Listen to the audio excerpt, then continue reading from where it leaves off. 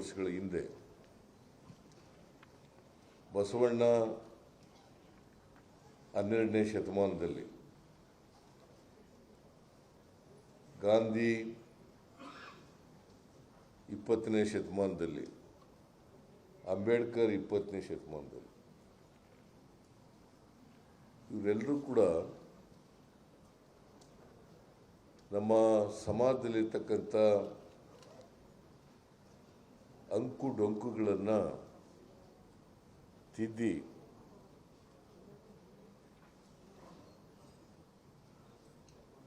ನಮ್ಮ ಸಾಮಾಜಿಕ ವ್ಯವಸ್ಥೆಗೆ ಒಂದು ಆರೋಗ್ಯಕರವಾದಂಥ ಮನುಷ್ಯತ್ವದಿಂದ ಕೂಡಿರ್ತಕ್ಕಂಥ ಸಮಾಜವನ್ನು ಬಯಸಿದಂಥವ್ರು ಇವರು.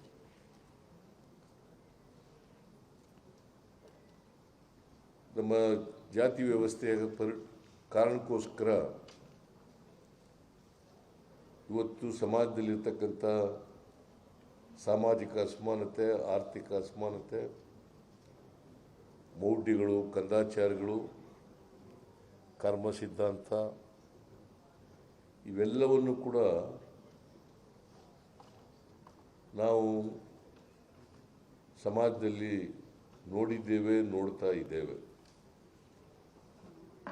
ಇವುಗಳ ಸಮಾಜದ ಬದಲಾವಣೆಗೋಸ್ಕರ ಅಸಮಾನತೆ ಹೋಗಬೇಕು, ಎಲ್ಲರೂ ಕೂಡ ಮನುಷ್ಯರಾಗಿ ಬಾಳಬೇಕು,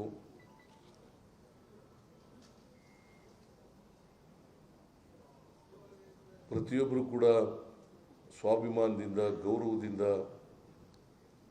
ಪ್ರೀತಿ ವಿಶ್ವಾಸದಿಂದ, ವೈಚಾರಿಕತೆಯಿಂದ ಬದುಕ್ತಕ್ಕಂಥ ವ್ಯವಸ್ಥೆ ನಿರ್ಮಾಣ ಆಗಬೇಕು ಅಂತಕ್ಕಂಥ ಕನಸನ್ನು ಕಂಡು, ಬರೀ ಕನಸನ್ನು ಕಂಡಿರಲಿಲ್ಲ ಇವರು, ಆ ದಿಕ್ಕಿನಲ್ಲಿ ಪ್ರಾಮಾಣಿಕ ಪ್ರಯತ್ನವನ್ನು ಮಾಡಿದ್ರು. ಬಸವಾದಿ ಶರಣರು ನುಡಿದಂತೆ ನಡೆದಂಥವ್ರು, ಏನು ಹೇಳ್ತಾರೆ ಅದರಂತೆ ಮಾಡಿ ತೋರಿಸಿದವರು. ಹಾಗಾಗಿ ಬಸವಣ್ಣನವರು ಈ ಸಮಾಜದಲ್ಲಿ ಜಾತಿ ರಹಿತವಾದಂಥ, ವರ್ಗರಹಿತವಾದಂಥ, ಮೌಢ್ಯಗಳಿಂದ ಕೂಡಿರದೇ ಇರತಕ್ಕಂಥ ಸಮಾಜವನ್ನು ಕಟ್ಟಬೇಕು ಮತ್ತು ಜನಪರವಾದಂಥ ಒಂದು ಸಮಾಜ ಇರಬೇಕು. ಅದಕ್ಕೋಸ್ಕರ ಬಸವಾದಿ ಶರಣರು ಈ ವಚನ ಅಂತಂದರೆ ಮಾತು ಅಂತ ಹೇಳ್ತೀವಿ.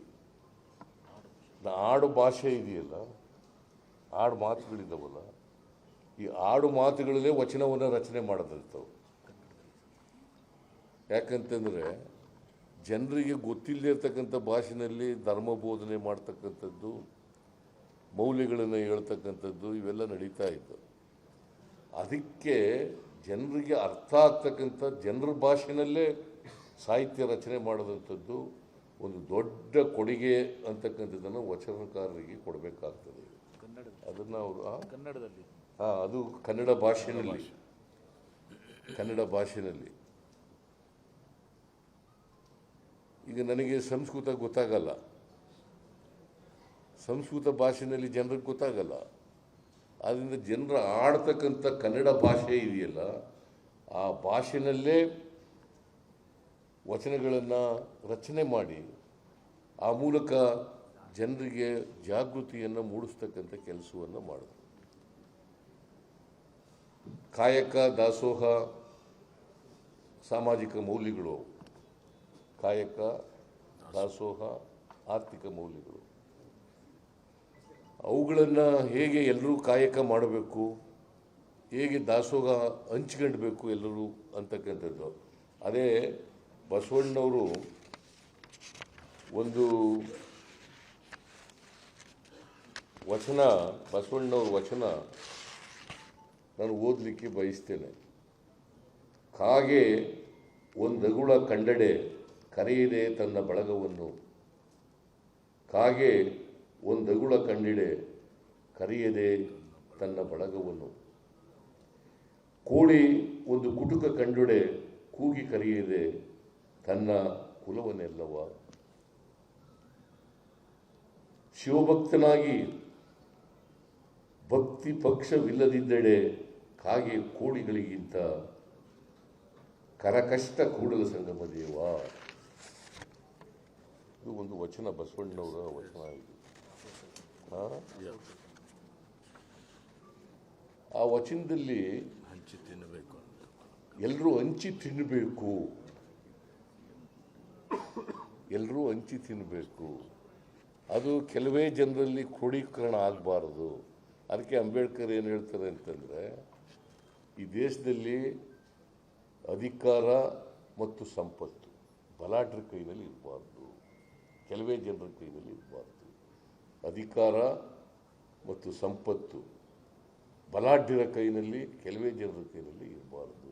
ಎಲ್ರಿಗೂ ಹಂಚಿಕೆ ಆಗಬೇಕು. ಅದನ್ನೇ ಸಮಪಾಲು ಸಮಬಾಳು ಅಂತ ಹೇಳ್ತಕ್ಕಂಥದ್ದು.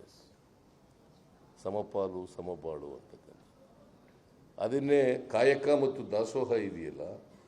ಕಾಯಕ ಅಂದರೆ ಪ್ರೊಡಕ್ಷನ್, ಇಂಗ್ಲೀಷ್ನಲ್ಲಿ ಪ್ರೊಡಕ್ಷನ್ ಅಂತ. ದಾಸೋಹ ಅಂತಂದರೆ ಡಿಸ್ಟ್ರಿಬ್ಯೂಷನ್. ಎಲ್ಲರೂ ಕಾಯಕ ಮಾಡಿ ಉತ್ಪಾದನೆ ಮಾಡಬೇಕು, ಕಾಯಕ ಪ್ರಕ್ರಿಯೆಯಲ್ಲಿ ಎಲ್ಲರೂ ಭಾಗವಹಿಸಬೇಕು. ಯಾರು ಕುಳಿತು ತಿನ್ನಬಾರ್ದು, ಎಲ್ಲರೂ ಕಾಯಕವನ್ನು ಮಾಡಬೇಕು. ಉತ್ಪಾದನೆ ಆದದನ್ನೇ ಎಲ್ಲರೂ ಹಂಚ್ಕೋಬೇಕು. ಭಾಳ ಸರಳವಾಗಿ ಹೇಳಿದಂಥವ್ರು ಅವರು. ಬಸವಾದಿ ಶರಣರು ಕರ್ಮ ಸಿದ್ಧಾಂತವನ್ನು ತಿರಸ್ಕಾರ ಮಾಡಿದರು. ಭಾಳ ಜನ ಏನು ಹೇಳ್ತೀವಿ ನಾವು ತಿಳ್ಕೊಂಡಿದ್ದೀವಿ ಅಂದರೆ ನಾವು ಗಟ್ಟಿ ಮಾಡಿಬಿಟ್ಟಿರೋದು, ಮನುವಾದದ ಮೂಲಕ ಗಟ್ಟಿ ಮಾಡಿಬಿಟ್ಟಿರೋದು ಏನಪ್ಪ ಅಂತಂದರೆ, ನೀನು ಯಾಕೆ ಬಡವನಾಗಿದೆಯಾ, ನೀನು ಯಾಕೆ ಅವಿದ್ಯಾವಂತನಾಗಿದೆಯಾ, ನಿನಗೆ ಯಾಕೆ ಉದ್ಯೋಗ ಇಲ್ಲ ಅಂತಂದರೆ, ನಾನು ಹಿಂದಿನ ಜನ್ಮದ ಕರ್ಮ ಮಾಡಿದ್ದೆ, ಆ ಕರ್ಮ ಮಾಡಿದ್ದರಿಂದ ಹಿಂಗಾಗಿ ಈ ಜನ್ಮದಲ್ಲಿ ಹಿಂಗಾಗ್ಬಿಟ್ಟಿದ್ದೀನಿ ಅಂತ ಹೇಳಿ ಇದನ್ನು ಸಂಪೂರ್ಣವಾಗಿ ತಿರಸ್ಕಾರ ಮಾಡಿದೆ. ಯಾವ ಜನ್ಮನೂ ಇಲ್ಲ, ಹಿಂದಿನ ಜನ್ಮನೂ ಇಲ್ಲ, ಮುಂದಿನ ಜನ್ಮನೂ ಇಲ್ಲ. ಹಣೆ ಬರಹ. ಭಾಳ ಜನ ವಿದ್ಯಾವಂತರು ಕೂಡ ನೀ ಯಾಕಪ್ಪ ಹಿಂಗಿದೆಯಾ ಅಂತ, ನಮ್ಮ ಹಣೆ ಬರಹ ಏನು ಮಾಡೋದು. ಇದನ್ನ ಭಾಳ ಹೇಳಿ ಹೇಳಿ ಹೇಳಿ ಹೇಳಿ ಹೇಳಿ ಕೂಡ ಎಲ್ಲರೂ ಕೂಡ ಅದನ್ನೇ ಹೇಳೋ ರೀತಿ ಮಾಡಿಬಿಟ್ಟವ್ರೆ ಪಟ್ಟಭದ್ರ ಹಿತಾಸಕ್ತರು. ಯಾಕೆ ಹಣೆ ಬರ, ನಮಗೆ ಹಣೆ ಬರ. ನೀ ಯಾಕೆ ಹಿಂಗೆ ಅವಿದ್ಯಾವಂತನಾಗಿದೆಯಾ, ನಿನಗೆ ಯಾಕೆ ಅಂಗಿ ಇಲ್ಲ, ನಿನಗೆ ಯಾಕೆ ಬಟ್ಟೆ ಇಲ್ಲ, ನಿನಗೆ ಯಾಕೆ ಹಸುವಿನಿಂದ ಇದೆಯಾ, ಹಣೆ ಬರ. ದೇವರು ಬಡವನಾಗಿರು, ಹೊಟ್ಟೆಗಿಲ್ಲದೆ ಇರು ಅಂತ ಬರೀತಾನ? ದೇವ್ರನ್ನ ಕರುಣಾಮಯಿ ಅಂತ ಕರಿತೀವಿ. ಏನಪ್ಪ, ಕೆಲವರು ಮಾತ್ರ ಹೊಟ್ಟೆ ತುಂಬಿಸ್ಕೊಳ್ಳಿ, ಕೆಲವರು ಮಾತ್ರ ಹಸ್ಕೊಂಡಿರಿ ಅಂತ ಬರೀತಾನ ದೇವರು? ಸೊ ಇದನ್ನೆಲ್ಲ ತಿರಸ್ಕಾರ ಮಾಡಿ, ಇವೆಲ್ಲವೂ ಕೂಡ ಸ್ವಾರ್ಥಿಗಳು ಹೇಳಿರ್ತಕ್ಕಂಥ ಮಾತುಗಳು ಇವು. Don't listen to them.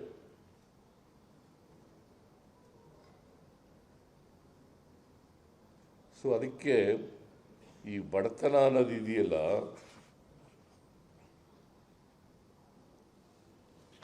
ಬಡತನ ಅಂತ ಇದೆಯಲ್ಲ, ಈ ಕಾರಣದಿಂದಲೇ ಬಡತನ ಆಗಿರೋದು. ಶ್ರೀಮಂತಿಗೆ ಈ ಕಾರಣದಿಂದಲೇ ಆಗಿರೋದು. ಕೆಲವರು ಶ್ರೀಮಂತರು, ಕೆಲವರು ಬಡವರು. ಕಾಯಕ ಮಾಡದಿದ್ದವರೆಲ್ಲ ಶ್ರೀಮಂತರುಗಳು, ಯಾರು ಕಾಯಕ ಮಾಡ್ತಾರೋ ಅವರೆಲ್ಲ ಒಟ್ಟಿಗಿಲ್ದಿರೋರು. ಈ ಬದಲಾವಣೆ ಆಗಬೇಕು ಅಂತ, ಇದನ್ನೇ ಬದಲಾವಣೆ ಆಗಬೇಕು ಅಂತ ಹೇಳಿ ಶ್ರಮ ಗೌರವ. ಅದಕ್ಕೆ ಬಸವಾದಿ ಶರಣರು ಏನು ಮಾಡಿದ್ರು, ಭಾಳ ಜನ ಬ್ರಿಟಿಷ್ನವರು ಕ್ಲೈಮ್ ಮಾಡ್ತಾರೆ ಸಂಸದೀಯ ವ್ಯವಸ್ಥೆ ನಮ್ಮ ಕಾಲದಲ್ಲಿ ಬಂತು ಅಂತ. It is not correct. ಬಸವಣ್ಣವ್ರ ಕಾಲದಲ್ಲೇ ಬಂತು ಇದು. ಅನುಭವ ಮಂಟಪ ಈ ಗೋರುಚ ಅವರ ಅಧ್ಯಕ್ಷತೆಯಲ್ಲಿ ನಾವು ಒಂದು ಕಮಿಟಿ ಮಾಡಿದ್ದೀರಿ.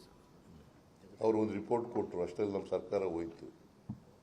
ಆ ರಿಪೋರ್ಟ್ ಕೊಟ್ಟು ಅಲ್ಲಿ ಪುನರುಜ್ಜೀವನ ಮಾಡಬೇಕು ಅದನ್ನು ಅನುಭವ ಮಂಟಪನ ಅಂತೇಳಿ ಈಗ ಹೇಳಿದ್ರು. ಮೊನ್ನೆ ಹೋಗಿದ್ದೆ, ಭಾಳ ಚೆನ್ನಾಗಿ ನಡೀತಾ ಇದೆ ಅಂತ. ನಾನು ಪ್ರಜಾಧ್ವನಿ ಮಾಡಿದಾಗ ಅಲ್ಲಿಂದಲೇ ಪ್ರಾರಂಭ ಮಾಡಿದೆ. ಅದಾದಮೇಲೆ ಹೋಗೋಕ್ಕಾಗಿಲ್ಲ ನನಗೆ. ಹೋಗ್ತೀನಿ ನಾನೀಗ 26ನೇ ತಾರೀಕು ಅಲ್ಲಿ ಒಂದು ದೊಡ್ಡ ಸಮಾವೇಶ ಇದೆ. ಆ ಸಮಾವೇಶದಲ್ಲಿ ಭಾಗವಹಿಸಲಿಕ್ಕೆ ಹೋಗ್ತಾ ಇದ್ದೀನಿ. ಅಲ್ಲಿ ಸ್ವಾಮೀಜಿಗಳೆಲ್ಲ ನನಗೆ ಆಹ್ವಾನ ಮಾಡಿದ್ದಾರೆ. ಈಶ್ವರ್ ಖಂಡ್ರೆಯವರು ಕೂಡ ಅಲ್ಲಿ ಆಸಕ್ತಿ ತಗೊಂಡು ಆ ಸಮಾವೇಶ ಮಾಡಲಿಕ್ಕೆ ಎಲ್ಲ ಪ್ರಯತ್ನ ಮಾಡ್ತಾ ಇದ್ದಾರೆ. ಅದನ್ನು ಮಾಡ್ತಾ ಇದ್ದೀವಿ. ಆಗ್ಲೇ ಈ ಸಂಸತ್ತು ಅಂತ ನಾವೇನು ಕರಿತಾ ಇದ್ದೀವಿ, ಈಗ ಜನಪ್ರತಿನಿಧಿಗಳ ಸಭೆಗಳು ಅಂತ ಏನು ನಾವು ಕರಿತಿದ್ದೀವಿ, ಜನರು ಧ್ವನಿ ಮಾಡಲಿಕ್ಕೆ, ಧ್ವನಿ ಎತ್ತಲಿಕ್ಕೆ, ಅವರ ಸಮಸ್ಯೆಗಳನ್ನು ಹೇಳಲಿಕ್ಕೆ ಆಗಲೇ ಬಸವಾದಿ ಶರಣರು ಅನುಭವ ಮಂಟಪ ಮಾಡಿ ಅಲ್ಲಮ ಪ್ರಭುನಾಥರ ಅಧ್ಯಕ್ಷರನ್ನು ಮಾಡಿದರು. ಅತ್ಯಂತ ತಳ ಸಮುದಾಯಕ್ಕೆ ಸೇರಿದಂಥವ್ರು ಅಲ್ಲಮ ಪ್ರಭು, ಅವ್ರನ್ನ ಅಧ್ಯಕ್ಷರನ್ನಾಗಿ ಮಾಡಿದರು. ಅಲ್ಲಿ ಎಲ್ಲ ಚರ್ಚೆ ಆಯ್ತಾ ಇದ್ದು, ನಮ್ಮ ಸಾಮಾಜಿಕ ವ್ಯವಸ್ಥೆ, ಆರ್ಥಿಕ ವ್ಯವಸ್ಥೆ, ಮೌಢ್ಯಗಳು, ಕಂದಾಚಾರಗಳು ಇವೆಲ್ಲವೂ ಕೂಡ ಚರ್ಚೆ ಆಯ್ತಾ ಇತ್ತು. ಆಗಲೇ ಈ ವರ್ಟಿಕಲ್ ಸಮಾಜ ಬೇಡ, ಆರ್ಟಿಕಲ್ ಸಮಾಜ, ಆರಿಜಾಂಟಲ್ ಸಮಾಜ ಇರಬೇಕು ಅಂತೇಳಿ ಆ ಕಾಲದಲ್ಲೇ ಮಾಡಿದ್ರು ಅವರು ಬಸವಾದಿ ಶರಣರು. ಎಲ್ಲರೂ ಈಗ ಇಲ್ಲಿ ಕೂತಿದ್ದೀವಲ್ಲ, ಎಲ್ಲರೂ ಹಿಂಗೆ ಎಲ್ಲ ಜಾತಿಯವರು ಇಲ್ಲಿ ಕೂತಿದ್ದೀವಲ್ಲ, ಅದೇ ಥರ ಬಸವಾದಿ ಶರಣರು. ಯಾಕಂತಂದರೆ ಈ ಮನುವಾದಿಗಳ ಪ್ರಕಾರ ವರ್ಟಿಕಲ್ ಸಮಾಜ ಮಾಡಿಬಿಟ್ಟಿದ್ರು. ಸ್ತ್ರೀ ಸ್ವಾತಂತ್ರ್ಯ, ಮಹಿಳೆಯರಿಗೆ ಸ್ವಾತಂತ್ರ್ಯ ಇರಲಿಲ್ಲ, ವಿದ್ಯೆ ಕಲಿತಕ್ಕಂಥ ಅವಕಾಶ ಇರಲಿಲ್ಲ, ಪೂಜೆನೂ ಮಾಡೋಂಗಿರಲಿಲ್ಲ. ಆ ಥರ ಕೆಲವು ಕೆಟ್ಟ ಸಂಪ್ರದಾಯಗಳನ್ನು, ಪದ್ಧತಿಗಳನ್ನು ಮಾಡಿ ಆ ಮಹಿಳೆಯರನ್ನು ಅವರಿಗೆ ಇವತ್ತು ನಾವೇನು ಭಾಳ ಮಾತಾಡ್ತಾ ಇದ್ದೀವಲ್ಲ, ಲಿಂಗಾನು ಅನುಪಾತ ಇದೆಯಲ್ಲ, ಈ ಭೇದ ಭಾವ ಇದೆಯಲ್ಲ, ಪುರುಷರು ಮತ್ತು ಮಹಿಳೆಯರು, ಇದಾಗಲಿಕ್ಕೆ ಕಾರಣ ನಮ್ಮ ಮನುವಾದ ಅಂತಕ್ಕಂಥದ್ದನ್ನು ಅರ್ಥ ಮಾಡ್ಕೋಬೇಕಾಗ್ತದೆ. ಅವರೇ ಮಾಡಿದ್ದು. ಅಕ್ಷರ ಸಂಸ್ಕೃತಿಯಿಂದ ವಂಚಿತರನ್ನಾಗಿ ಮಾಡಿಬಿಟ್ಟಿದ್ರು. ಶೂದ್ರರನ್ನು, ಮಹಿಳೆಯರನ್ನು ಅಕ್ಷರ ಸಂಸ್ಕೃತಿಯಿಂದ ವಂಚಿತರನ್ನಾಗಿ ಮಾಡಿಬಿಟ್ಟಿದ್ರು. ಅದರಿಂದ ಈ ಥರದ ಅಸಮಾನತೆ ನಿರ್ಮಾಣ ಆಗಲಿಕ್ಕೆ ಸಾಧ್ಯ ಆಯಿತು. ಜಾತಿ ವ್ಯವಸ್ಥೆಯನ್ನು ಗಟ್ಟಿ ಮಾಡಿ ಅದರಿಂದ ಈಚೆಗೆ ಬರದೇ ಇರೋ ರೀತಿಯಲ್ಲಿ ಮಾಡಿಬಿಟ್ರು. ಯಾವ ಸಮಾಜ ಚಲನೆ ಇರೋದಿಲ್ಲ, ಯಾವ ಸಾಮಾಜಿಕ ವ್ಯವಸ್ಥೆಗೆ ಚಲನೆ ಇರಲ್ಲ, ಅಲ್ಲಿ ಜಾತಿ ವ್ಯವಸ್ಥೆ ಗಟ್ಟಿಯಾಗಿರ್ತದೆ. ಚಲನೆ ಸಿಕ್ಕಿದಾಗ ಮಾತ್ರ. ಚಲನೆ ಯಾವಾಗ ಬರ್ತದೆ ಅಂತಂದರೆ ಆರ್ಥಿಕ ಸಾಮಾಜಿಕ ಚಟುವಟಿಕೆಗಳು ಪ್ರತಿ ಜಾತಿನಲ್ಲೂ ಕೂಡ ಪ್ರಾರಂಭ ಆದರೆ ಅದು ಚಲನೆ ಸಿಗ್ತದೆ. ಆ ಚಲನೆ ಮಾಡ್ತಕ್ಕಂಥ ಕೆಲಸವನ್ನು ಆ ಕಾಲದಲ್ಲೇ 850 ವರ್ಷಗಳ ಹಿಂದೆಯೇ ಬಸವಾದಿ ಶರಣರು ಮಾಡಿದ್ರು. ಅಂತರ್ಜಾತಿ ವಿವಾಹ ಮಾಡಿಸ್ತಾರೆ. ಅಂತರ್ಜಾತಿ ವಿವಾಹ ಆ ಕಾಲದಲ್ಲೇ ನಡೀತು. ಹರಳೆಯ ಮದುವರ್ಸ, ಅಂತರ್ಜಾತಿ ವಿವಾಹ, ಬ್ರಾಹ್ಮಣರ ಹುಡುಗಿ ದಲಿತರ ಹುಡುಗ ಆ ಕಾಲದಲ್ಲಿ ಮಾಡಿದ್ದು. ಹರಳೆಯನ ಮಗ ಮದುವರ್ಸ, ಮಧುವರಸನ ಮಗಳು ಹರಳೆಯನ ಮಗ, ಮಧುವರಸನ ಮಗಳು. ಮಧುವರಸ ಅಂದರೆ ಬ್ರಾಹ್ಮಣರು, ಅವರು ಹರಳೆಯ ಅಂತಂದರೆ ದಲಿತರು, ಚಮ್ಮಾರ. ಇವರಿಬ್ಬರು ಮದುವೆ ಮಾಡಿಸಿದ್ದು ಆ ಕಾಲದಲ್ಲೇ ಮಾಡಿದ್ದು.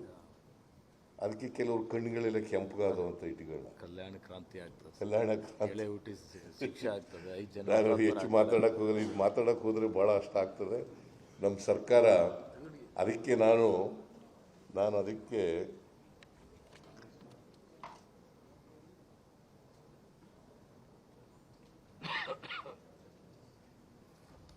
ನಾನು ಹಿಂದೆ ಎಲ್ಲ ಕಚೇರಿಗಳಲ್ಲೂ ಕೂಡ ಭಾವಚಿತ್ರ ಇರಬೇಕು ಬಸವಣ್ಣವ್ರದ್ದು.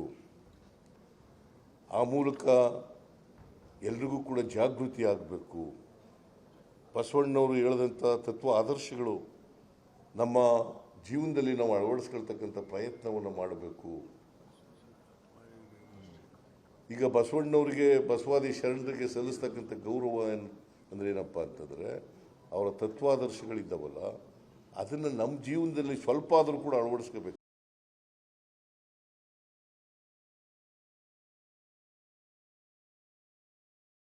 ಸ್ಟಾಕ್ ಮಾರ್ಕೆಟ್ನಲ್ಲಿ ಹಣ ಗಳಿಸಬೇಕೆ? ಭಯ ಬಿಡಿ, ಹೂಡಿಕೆ ಮಾಡಿ. ತಿಳಿಯಿರಿ ಸಣ್ಣ ಸಣ್ಣ ಟ್ರಿಕ್ಸ್. ಗೊತ್ತಿಲ್ಲದೆ ಸ್ಟಾಕ್ ಟ್ರೇಡಿಂಗ್ ನಲ್ಲಿ ದುಡ್ಡು ಕಳ್ಕೊಂಡಿದ್ದೀರಾ? ಸ್ಟಾಕ್ ಇನ್ವೆಸ್ಟ್ಮೆಂಟ್, ಸ್ಟಾಕ್ ಟ್ರೇಡಿಂಗ್ ವ್ಯತ್ಯಾಸ ಗೊತ್ತಿಲ್ವೇ? Equity, ETF, derivatives, option contract ಅರಿತು ಲಾಭ ಗಳಿಸಬೇಕೆ? ಚಿಂತೆ ಬೇಡ, 3 ದಿನದಲ್ಲಿ ಕಲಿಯಿರಿ ಸ್ಟಾಕ್ ಮಾರ್ಕೆಟ್ ಸೀಕ್ರೆಟ್ಸ್. ನುರಿತ ತಜ್ಞರಿಂದ ಪಕ್ಕಾ ಟ್ರೈನಿಂಗ್ ಪಡೆಯಿರಿ. ಸಂಪರ್ಕಿಸಿ. ಅನುಕ್ಷಣದ ಸುದ್ದಿಗಳಿಗಾಗಿ ವಿಸ್ತಾರ ನ್ಯೂಸ್ ಯೂಟ್ಯೂಬ್ ಚಾನೆಲ್ ಸಬ್ಸ್ಕ್ರೈಬ್ ಮಾಡಿ. ಹೊಸ ಸುದ್ದಿಗಳ ನೋಟಿಫಿಕೇಶನ್ಗಾಗಿ ಬೆಲ್ ಐಕಾನ್ ಕ್ಲಿಕ್ ಮಾಡಿ. ಲೇಟೆಸ್ಟ್ ಅಪ್ಡೇಟ್ಸ್ಗಾಗಿ www.vistaranews.com ವೆಬ್ಸೈಟ್ಗೆ ವಿಸಿಟ್ ಮಾಡಿ. ಅಂಗೈಯಲ್ಲೇ ಜಗತ್ತಿನ ಸುದ್ದಿ ತಿಳಿಯಲು ವಿಸ್ತಾರ ನ್ಯೂಸ್ ಕನ್ನಡ